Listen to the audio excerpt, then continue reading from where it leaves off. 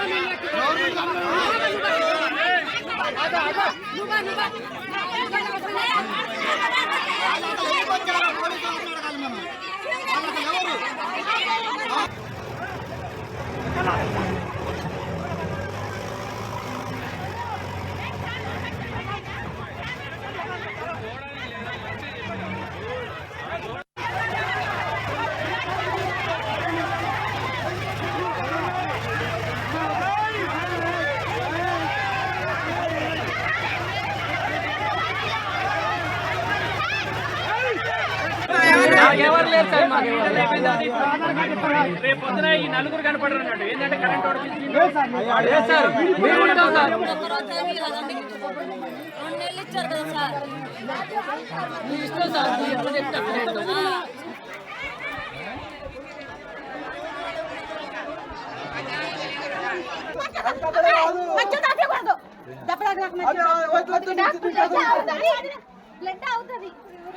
అసలు రౌడీలు చుట్టూ తిరగట్లేదు. ఇది ఎక్కడ అన్యాయం అసలుకి?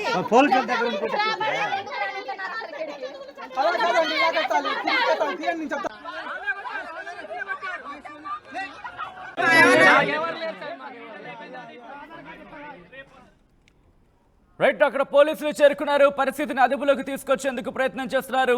ఖమ్మం నగరం వెలుగుమట్ల రెవెన్యూ విలేజ్ లో తీవ్ర ఉద్రిక్తత నెలకొంది. ఆక్రమణదారులు ప్రైవేటు యజమానులకు మధ్య ఘర్షణ తలెత్తింది. తమ భూముల్లో ఏర్పాటు చేసుకున్న ఆవాసాలను ఖాళీ చేయాలని డిమాండ్ చేస్తున్నారు భూ యజమానుల అనుచరులు. దీంతో భూదాన్ భూముల్లోనే ఆవాసాలు ఏర్పాటు చేసుకున్నామంటున్నారు నిరుపేదలు. ఇరు వర్గాల మధ్య తీవ్ర ఘర్షణ తలెత్తింది. దీంతో పలువురికి తలలు పగిలి తీవ్ర రక్తస్రావం అయింది. భారీగా చేరుకున్నారు పోలీసులు. పరిస్థితిని అదుపులోకి తీసుకొచ్చేందుకు ప్రయత్నిస్తున్నారు. ఈ నేపథ్యంలో అక్కడ పరిస్థితి ఏ విధంగా ఉంది, అదుపులోకి వచ్చిందా లేదా తెలుసుకునే ప్రయత్నం చేద్దాం. మా ప్రతినిధి ఉదయ్ మరిన్ని వివరాలు అందిస్తారు. ఖమ్మం జిల్లా కేంద్రం వెలుగుమట్ల రెవెన్యూ విలేజ్ లో ఉద్రిక్తత చోటు చేసుకుంది. భూదాన్ భూముల్లో ఆవాసాలు ఏర్పరచుకున్నామంటున్నటువంటి ఆక్రమణదారులకు, మరోవైపు ప్రైవేటు భూ యజమానులకు మధ్య కొంత ఘర్షణ వాతావరణం నెలకొంది. తీవ్రమైనటువంటి ఉద్రిక్త పరిస్థితులు కూడా నెలకొన్నాయని చెప్పుకోవాలి. సుమారు నిరుపేదల సంఘం ఆధ్వర్యంలో దాదాపు కొన్నేళ్లుగా ఇక్కడ నిరుపేదలంతా కూడా గుడిసెలు ఏర్పాటు చేసుకున్నారు, ఆవాసాలు ఏర్పాటు చేసుకున్నారు. ఇక్కడే ఉంటూ జనజీవనం గడుపుతున్నటువంటి సిచ్యువేషన్. కానీ కొంతమంది ప్రైవేట్ వ్యక్తులు తమ భూములను ఆక్రమించేందుకు వచ్చారని చెప్పి పెద్ద ఎత్తున ఆందోళన వ్యక్తమవుతుంది. ప్రస్తుతం ఈ ఘటనా స్థలానికి పోలీసులు కూడా చేరుకున్నారు. ప్రస్తుతం పోలీసులు ఇరు వర్గాలను సముదాయించే ప్రయత్నం చేస్తున్నారు. మనం చూస్తున్నాం, కర్రలు రాళ్లతో పరస్పరం ఘర్షణకు దిగినటువంటి ఒక ఉద్రిక్తమైనటువంటి వాతావరణం గత కొద్దిసేపటి క్రితం నెలకొంది. ప్రస్తుతం పోలీసులు భారీ సంఖ్యలో మోహరించారు. ప్రస్తుతం ఎటు చూసినా కొంత ఉద్రిక్తమైనటువంటి వాతావరణం ఇక్కడ చాలా స్పష్టంగా కనిపిస్తుంది. ప్రధానంగా వెలుగుమట్ల రెవెన్యూ విలేజ్ లో ఉన్నటువంటి 3 సర్వే నెంబర్ల పరిధిలో భూదానికి సంబంధించినటువంటి 62 ఎకరాల భూమి ఉందని మొదటి నుంచి కూడా నిరుపేదల సంఘం ఆధ్వర్యంలో పెద్ద ఎత్తున ఆందోళన చేస్తూ వస్తున్నారు. 2014 నుంచే ఈ భూములు ప్రభుత్వ భూములని గతంలోనే భూదాన్ ట్రస్ట్ కింద పంపిణీ చేశారంటూ తమకు నిరుపేదలమైనటువంటి తమకు ఈ భూమి పంపిణీ చేయాలంటూ కూడా పెద్ద ఎత్తున డిమాండ్ వ్యక్తం చేస్తారు. కానీ ప్రభుత్వ వైఫల్యం కారణంగా ప్రధానంగా రెవెన్యూ అధికారుల ఒక స్పష్టత ఇవ్వకపోవడం వల్ల పూర్తి స్థాయిలో భూదాన్ ట్రస్టుకు సంబంధించినటువంటి భూమి తరచూ ఆక్రమణకు గురవుతూ వస్తుంది. ఇక్కడ డిమాండ్ చేసినటువంటి నిరుపేదలకు భూమి పంచడానికి కూడా లేని పరిస్థితి నెలకొంది. సో ఈ నేపథ్యంలో ఖచ్చితంగా ఈ 3 సర్వే నెంబర్లో ఉన్నటువంటి భూమి మిగిలి ఉన్నటువంటి భూమిలో అక్కడ ఉన్నటువంటి నిరుపేద సంఘం ఆధ్వర్యంలో నిరుపేదలు గుడిసెలు వేసుకొని జనజీవనం సాగిస్తున్నారు. ఈ నేపథ్యంలోనే అటు వెంచర్లకు సంబంధించి కావచ్చు, ఇటు ప్రైవేటు భూ యజమానులు ఇది తమ భూమి అంటే తమ భూమి అని కూడా ఆందోళనకు దిగారు. సో ఈ నేపథ్యంలోనే పెద్ద ఎత్తున ఘర్షణ వాతావరణం నెలకొంది. ఒకవైపు ప్రైవేటు భూ యజమానులంతా కూడా తమ భూమిని నిరుపేదల సంఘం ఆధ్వర్యంలో కబ్జా చేస్తున్నారని వాళ్ళు ఆరోపిస్తున్నారు. మరోవైపు తాము ప్రభుత్వానికి గతంలోనే దరఖాస్తు చేసుకున్నామని 2014 నుంచి తమకు రావాల్సినటువంటి భూదాన్ ట్రస్టుకు సంబంధించినటువంటి భూమి పంపిణీ చేయాలని డిమాండ్ చేస్తామని అందులో భాగంగా అటు భూదాన్ భూములు ఉన్నటువంటి ప్రాంతంలోనే తాము గుడిసెలు వేసుకున్నామని చెప్పి నిరుపేదలు చెప్తున్నటువంటి పరిస్థితి ఉంది. సో అసలు ఏం జరుగుతుంది, ఇక్కడ ఉన్నటువంటి బాధితులు ఏమంటున్నారు, ఇక్కడ ఉన్నటువంటి నిరుపేదలు ఏమంటున్నారు, మనం మాట్లాడించే ప్రయత్నం చేస్తాం వాళ్ళతోటి కూడా. అమ్మ ఏం జరిగింది, అసలు ఏం జరిగింది, మీరు ఎందుకు కర్రలు పట్టుకున్నారు, ఏం జరిగింది? ఎందుకు కర్రలు పట్టుకున్నారంటే మమ్మల్ని కొట్టడానికి వచ్చారు వాళ్ళు, మా గుడిసెలు గోలు కొట్టడానికి వస్తే మేము తరిగి కొట్టినాం అంతేగా. ఎవరు వచ్చారు మిమ్మల్ని కొట్టడానికి? రౌడీలు, భూసాలు, ఆడపిల్లగాళ్ళని చీరలు పట్టి గుంజుకున్నారు, ఆడపిల్లగాళ్ళని చేతులు పట్టి గుంజుకున్నారు. పోలీసులు మనుషులే,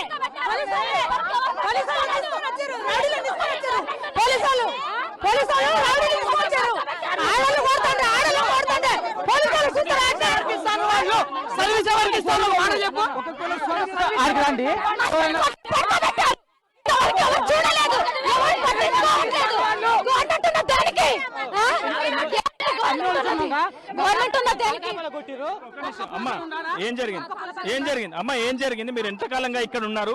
వచ్చింది తల పగలగొట్టి కింద పడేసి వెళ్ళారు. ఎవరు కొట్టారమ్మా? అక్కడ కొట్టారు. మరి తెలుసా అమ్మా, వాళ్ళు ఎవరో తెలుసా?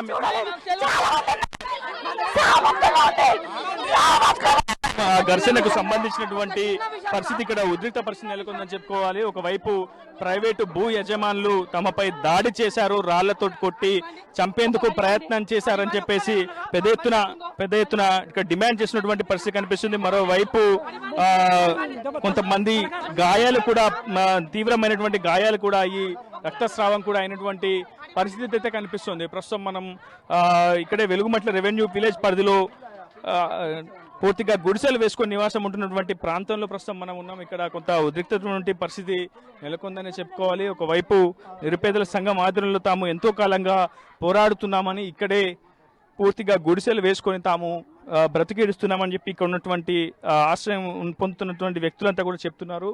మరోవైపు ఇదంతా ప్రైవేట్ భూమి అని చెప్పి మరోవైపు వాళ్ళు ఆందోళన చేసినటువంటి పరిస్థితి కనిపిస్తుంది. సో రెవెన్యూ అధికారులు ఈ అంశంపై ఒక క్లారిటీ ఇవ్వాల్సినటువంటి అవసరం అయితే ఉంది. ఇప్పటి వరకు బాబాయ్ మీరు చెప్పండి, అసలు ఇక్కడ ఏం జరుగుతుంది, అసలు ఏం జరుగుతుంది, ఎవరిపై దాడి చేస్తున్నారు, పోలీసులు ఏం చెప్తున్నారు? పోలీసు వాళ్ళు ఏం చెప్పట్లేదండి, మీరు వాళ్ళు కలిసి కొట్టుకోండి, మాకేం సంబంధం లేదు.